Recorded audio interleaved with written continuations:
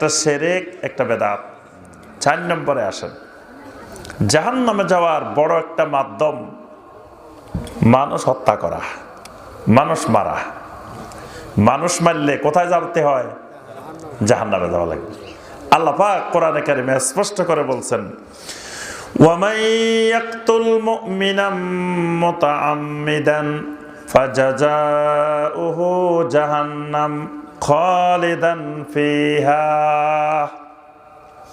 কোন ব্যক্তি যদি ইচ্ছাকৃতভাবে কোন মুমিনকে হত্যা করে, কোন মুমিনকে মেরে ফেলছে, কোন মুমিনকে হত্যা করে ফেলছে, ফাজাযাউহু জাহান্নাম, আল্লাহ রাব্বুল আলামিন এটার প্রতিদান হিসাবে তাকে জাহান্নাম দিবেন। তাহলে মানুষ মারা, মানুষ হত্যা করা, এটাও জাহান্নামে যাওয়ার একটা বড় কারণ। মানুষ মেরে